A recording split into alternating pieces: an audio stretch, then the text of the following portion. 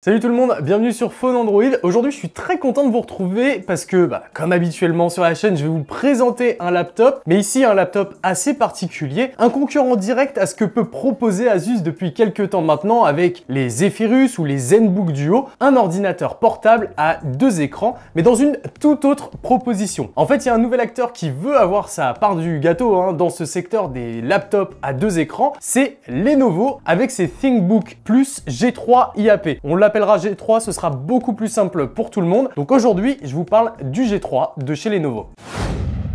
Pour commencer, je pense qu'on va faire très rapidement un petit tour de ce qu'on pourra retrouver dans la boîte. On va retrouver un chargeur en deux parties, mais avec un format pour le transformateur qui est assez contenu, donc ça c'est plutôt cool, ça va faciliter le transport. Et puis vous allez retrouver également un petit stylet, un stylet qui est plutôt agréable en main, du diamètre d'un crayon, assez classique, avec deux boutons pour simuler les clics, un bouton d'allumage et d'extinction au sommet, et puis une pointe sensible à la pression. Mais ça, tout ça, on va le mettre de côté, et nous, on va s'intéresser à ce monstre-là.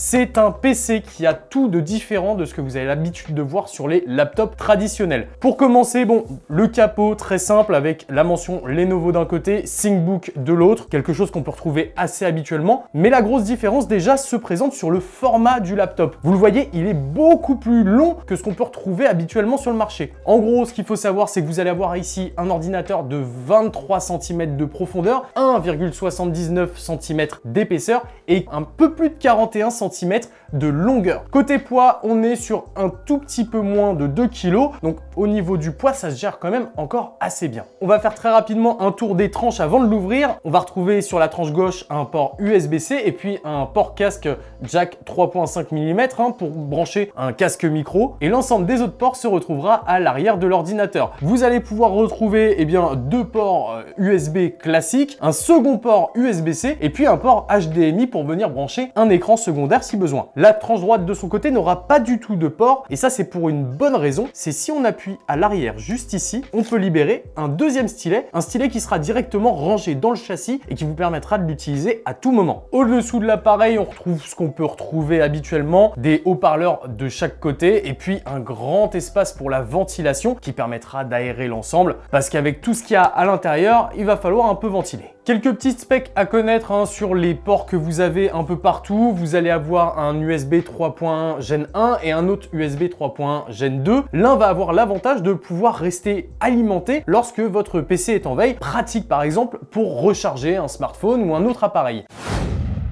Allez, on va regarder ce qui se passe un peu à l'intérieur de cet ordinateur et boum! À l'ouverture, on peut se retrouver devant un ordinateur qui change du format que vous avez l'habitude de voir. Sur la partie basse, vous allez évidemment retrouver un grand clavier avec en son sommet, juste au-dessus de la touche F7, le bouton Power On, enfin le bouton d'allumage qui fait aussi lecteur d'empreintes digitales. Et puis en bas, un beau trackpad qui vous permettra de naviguer sur votre ordinateur. Là, il se passe quelque chose sur la droite du clavier, c'est ce grand écran noir de 8 pouces de diagonale qui va en fait devenir votre écran secondaire et placé comme ça, comme un bloc-notes sur le côté du clavier. Je trouve ça plutôt intéressant et bien plus pertinent que ce qu'on peut retrouver par exemple sur les Zephyrus ou sur les ZenBook Duo de chez Asus, où l'écran est en hauteur et beaucoup moins accessible. Vous comprenez donc tout l'intérêt d'avoir un stylet sur cet ordinateur pour venir griffonner quelques petites informations. C'est très pratique d'avoir ça directement sous la main. Le problème cependant, et vous allez directement le soulever je pense, c'est que il y a une partie de la population qui est droitière, mais il y en a une qui est gauchère, et malheureusement je suis pas au courant d'une version qui serait disponible avec une construction pour gaucher. C'est peut-être le point faible du produit. Avant de se focus sur l'écran très rapidement, en haut juste ici, et elle a besoin de moi d'ailleurs pour déverrouiller l'ordinateur, vous retrouverez une petite webcam 1080p avec un capteur infrarouge qui vous permettra de profiter de Windows Hello pour déverrouiller votre ordinateur. Donc couplé au lecteur d'empreintes digitales, ça vous propose donc deux solutions différentes au niveau de la biométrie pour sécuriser votre appareil. C'est plutôt cool. Cet écran, il faut qu'on en parle un peu. Vous le voyez, il est grand, il est même immense. C'est un écran en 21 dixièmes. C'est un format qui est super pratique pour travailler parce que si on veut scinder l'écran en deux, on se retrouve avec une belle surface de visionnage de chaque côté et en fait, on décuple l'espace de travail sans pour autant affecter la productivité. Pour vous donner un peu les specs de cet écran, on est ici sur une dalle IPS de 17,3 pouces avec un revêtement anti-reflet qui est plutôt agréable et qui vient pas trop gâcher l'expérience. On est sur de la 3K, alors c'est de la 3K commerciale, la résolution est de 3072 par 1440 et finalement ça offre quand même une belle qualité sur un ordinateur portable. Alors côté luminosité, on est là sur 400 nits, on aurait aimé avoir un peu plus de luminosité, c'est vrai que si vous êtes à contre-jour, ça peut être un peu gênant et gâcher un peu la lisibilité de l'écran. Et niveau fréquence de rafraîchissement, on pourra monter sur cette dalle jusqu'à 120 Hz. Petite chose que j'ai pas précisé sur cette dernière, c'est qu'elle est tout à fait tactile et vous allez pouvoir travailler directement dessus si besoin. Mis à part le format de l'écran, jusqu'ici, on est face à un laptop classique. Moi, ce que je veux vous montrer, c'est surtout ce qui se passe ici. Puisque ce second écran, en forme de bloc-notes, propose plein de fonctionnalités qui sont très intéressantes et qui peuvent servir à tout un chacun dans une utilisation au quotidien. Vous le voyez, tout en bas, on a une petite barre d'outils qui va au quotidien vraiment vous servir dès lors que vous l'aurez un peu intégré dans votre workflow. Le premier bouton vous permettra tout simplement de lancer le menu démarrer qui vous permettra d'accéder à vos applications facilement. Mais vous pouvez, via l'onglet toutes les applications, venir choisir toutes les applications dont vous avez besoin dans ce menu démarrer qui sera lié directement à ce petit second écran. Le deuxième bouton, c'est tout simplement un bloc-notes directement. Vous allez pouvoir venir prendre vos notes avec le petit stylet qui est fourni. Vous allez pouvoir venir écrire ce que vous voulez. C'est super intelligent, super intéressant. Et le potentiel de ce second écran et de ce mode bloc-notes avance encore un peu plus avec le bouton suivant. Le troisième bouton permet une recopie d'écran de l'écran du haut vers l'écran du bas. Si je l'active,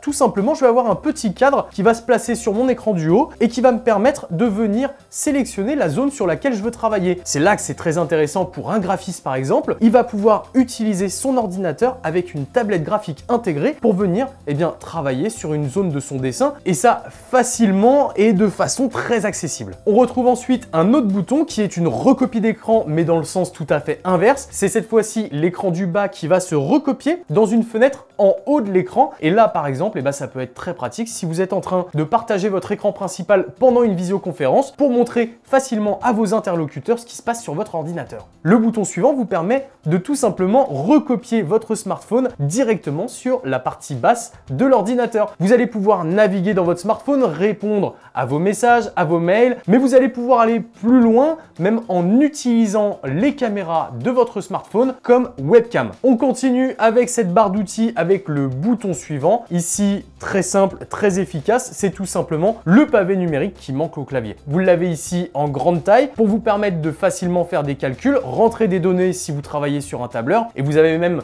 les touches médias en haut ainsi qu'un raccourci pour rapidement ouvrir votre calculatrice. Les intégrations sont efficaces, sont pratiques et vous permettent d'exploiter à 100% ce second écran. Par contre, côté spec, évidemment, on est sur quelque chose de plus modéré ici. Déjà, on n'est pas sur un écran 3K, on est sur un écran de 8 pouces offrant une résolution de 1280 par 800. Plus petit et avec une fréquence de rafraîchissement un peu plus tranquille aussi, on est ici sur du 60 Hz. Mais rassurez-vous, il ne se limite pas au fait d'être une boîte à outils, ce second écran. Vous pouvez évidemment l'utiliser comme un réel écran. Si par exemple vous voulez travailler avec vos deux fenêtres en haut et mettre Spotify pour avoir vos contrôles de musique et votre playlist directement en bas en tactile, vous pouvez le faire. Si vous voulez avoir une page web avec quelques informations importantes que vous devez toujours avoir sous les yeux ou votre calendrier, vous pouvez le faire. C'est vraiment un second écran en mode portrait et je trouve vraiment ça beaucoup plus pertinent que ce qu'on a pu retrouver chez Asus jusqu'ici. Bon, je vais vous parler un peu de ce qu'on retrouve à l'intérieur de cet ordinateur qui est fait pour la productivité, pour la bureautique et non pas du coup pour du gaming de haut niveau. Vous ne ferez pas tourner les AAA du moment là-dessus, ce n'est pas fait pour, clairement vous n'avez pas d'intérêt à y aller. À l'intérieur, vous allez retrouver un i7 12700H, donc un processeur assez haut de gamme en version mobile qui sera couplé selon la version que vous choisirez avec 16 ou 32 Go de mémoire vive en low profile DDR5. Le problème de la low profile DDR5 qui est utilisée ici, c'est que malheureusement elle sera soudée à la carte mère, donc les possibilités d'évolution sont assez limitées. Pour ce qui est de la partie graphique, c'est écrit juste ici, c'est un chipset Intel Iris X qui est intégré, pas de mémoire vive dédiée, pas de puce dédiée à la partie graphique. C'est donc pour ça que vous n'allez pas pouvoir aller très loin au niveau du jeu vidéo. Côté stockage, ici, on retrouve un SSD NVMe de 512 Go et pour moi, c'est un point faible. Aujourd'hui, on devrait directement avoir 1 Tera, d'autant plus qu'ici, on n'a pas de port de carte SD ou quoi que ce soit qui nous permette d'étendre un peu le stockage. Vous avez certes la possibilité en interne de rajouter un disque dur, du moins c'est ce qu'indique la fiche technique, mais on aurait préféré avoir un disque dur en local directement vendu avec l'ordinateur de 1 Tera. C'est possible en option, mais ça va vous coûter plus cher. Côté connectivité, vous allez retrouver du Wi-Fi 6E en 802.11 AX et puis du Bluetooth 5.1. Donc vous avez tout ce qu'il faut pour bénéficier des meilleures connectivités du marché actuellement. Bon, maintenant, il faut qu'on parle du petit souci de cet ordinateur. Malheureusement, c'est la batterie. On a ici un accumulateur qui a du mal à tenir une grosse journée de travail. Avec une utilisation standard, vous allez difficilement dépasser les 6h30 d'utilisation. En même temps, c'est un peu normal, vous avez un grand écran en haut et un second écran en bas, en plus de tout ce qu'il y a à alimenter habituellement sur un ordinateur. En lecture vidéo locale, vous allez pouvoir aller jusqu'à 8h15, 8h30. Personnellement, je vous conseille de vous trimballer toujours avec le chargeur et c'est là que son format assez contenu devient intéressant puisqu'il est quand même assez facilement transportable. D'ailleurs, il délivrera jusqu'à 100 watts et vous permettra de recharger 50% de la batterie en une trentaine de minutes. Donc finalement, si vous êtes prêt à faire ce petit compromis sur l'autonomie, ça reste un très bon ordinateur. Le souci, c'est que cet ordi, je l'adore, je le trouve très intéressant sur plein de points, mais on n'a pas encore eu le prix. Il faudra attendre un peu, évidemment, on mettra à jour les informations, que ce soit dans la description ou directement sur l'article web. On attend de savoir le prix pour vraiment pouvoir vous dire, foncez ou attendez peut-être une version 2 un peu moins chère. Je veux quand même conclure sur cet ordinateur que je trouve très intéressant en plusieurs points. Et j'ai hâte de voir Lenovo le décliner en version plus puissante qui pourrait vraiment être utilisée en son plein potentiel par des créatifs. Vraiment, je ne peux que vous conseiller, dès lors qu'on saura le prix, cet ordinateur que je trouve génial en plus d'un point. Maintenant, si vous avez besoin de puissance, c'est peut-être pas l'ordinateur pour vous. Voilà pour ce test du Lenovo ThinkBook Plus G3 IAP, un produit vraiment qui m'a séduit par sa différence avec ce qu'on peut retrouver habituellement sur le marché des ordinateurs portables. Si la vidéo vous a plu, évidemment, pensez au petit like qui est le meilleur moyen de nous soutenir. Pensez également à vous abonner et à activer la cloche pour pas louper les prochains tests. En description, vous retrouverez évidemment le lien vers le site où il y a le test complet avec les benchmarks et toutes les infos que j'aurais pu oublier dans ce test. N'hésitez pas à poser d'ailleurs vos questions en commentaire. Je viendrai vous répondre dès que j'ai un peu de temps pour vous donner toutes les informations dont vous avez besoin. C'était Nacrium pour Phone Android. Ciao!